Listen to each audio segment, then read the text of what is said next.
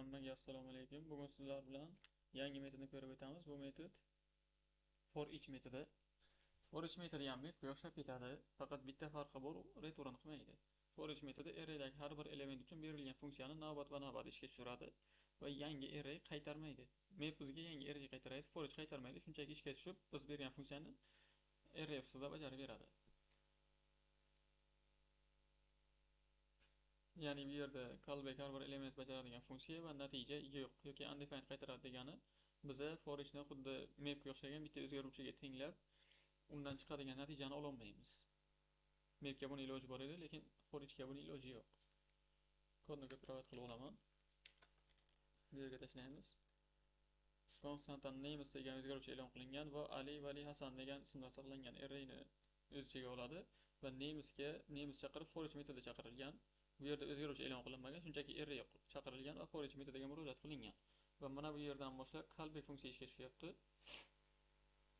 Ya'ni for each oddiy qaos ochiladi va ichida callback funksiya yoziladi. Callback funksiyani name degan argument bor. Bu xuddi mapniki bilan bir xil ishlaydi. Mana bu yerdagi qiymatlar navbat va navbat name'ga keladi. Bu yerda istagan narsa yozish mumkin name'larga a ham b ham farqi yo'q.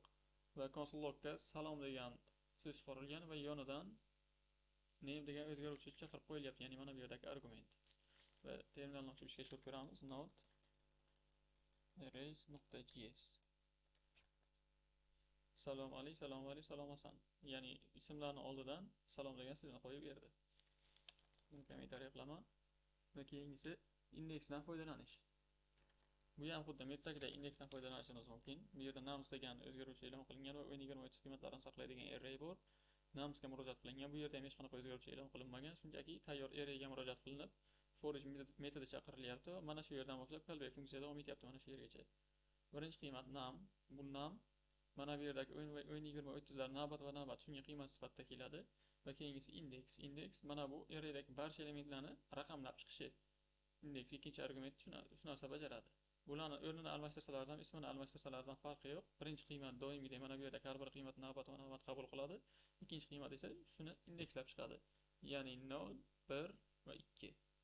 Va konsolga chiqarilyapti indeks, ya'ni birinchi indeks chiqadi va keyin num chiqadi. Ya'ni bu yerda 0 turgan payti numga 10 kelgan bo'ladi, 1 turgan payti numga 20 kelgan bo'ladi, 2 turgan payti numga 30 kelgan bo'ladi.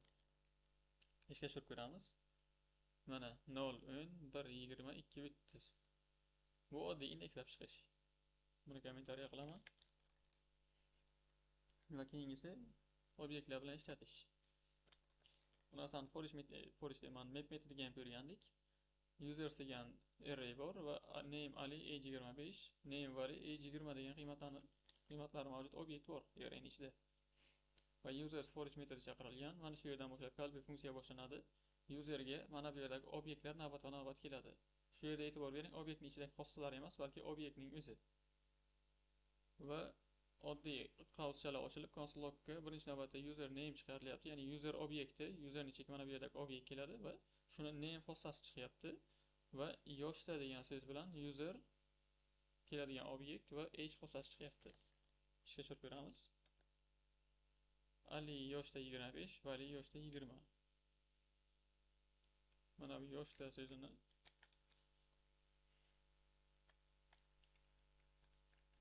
bundan keyin tashlab qo'ysak, Ali 25 yoshda, Vali 20 yoshda. Ya'ni sal mana bu gap chiqdi. Bugungi darsimiz shundan iborat edi. Hammaga rahmat.